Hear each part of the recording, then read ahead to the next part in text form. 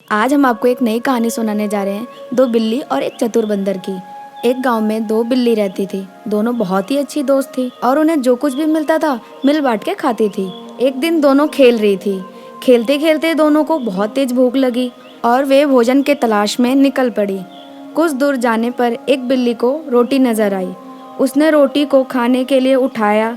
जैसे ही वो रोटी खाने लगी तो बिल्ली ने बोला, अरे ये क्या, तुम अकेली रोटी खाने लगी? मैं तुम्हारी दोस्त हूँ और जो भी हम खाते हैं आपस में मिल बांट कर ही खाते हैं। इतने में ही पहली बिल्ली ने कहा, अच्छा ठीक है, मैं दो टुकड़े करती हूँ, एक तुम खाओ और एक मैं। दूसरी बिल्ली फिर बोली, ये क्या, तुमने मुझे छोटा टुकड़ा दिया है, ये तो गलत है।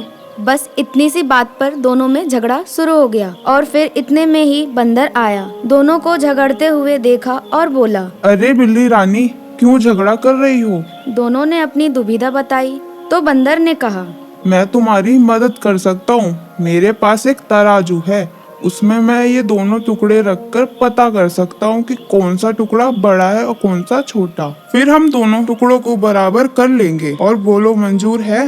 बंदर ने दोनों टुकड़ों को तराजू पर रखा और फिर कहा, अब भी दोनों तरफ बराबर नहीं है।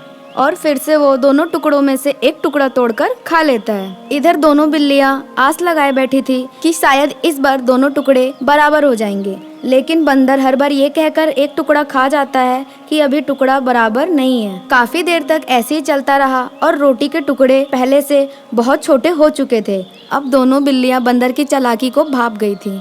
बिल्लियों ने बंदर से कहा, बंदर भाई, बहुत देर हो गई है, अब आप हमें ये बचे हुए टुकड़े वापस ही कर दो, दोनों उसी में हम खुश हो जाएंगे। इसी बात पर बंदर बोला, क्या बात कर रही हो? तुम दोनों के लिए मैं मेहनत कर रहा हूँ और देखो, बराबर बांटने के चक्कर में अब तो रोटी भी छोटी सी बची है और ये बचा हुआ टुकड़ा तो मेरी मेहनत के लिए मुझे मिलना ही चाहिए। और ऐसा कह के बंदर ने उस बचे हुए रोटी के टुकड़े को भी खा लिया। इस कहानी से हमें क्या शिक्षा मिलती है, आप हमें जल्दी से कमेंट बॉक्स में बताएं।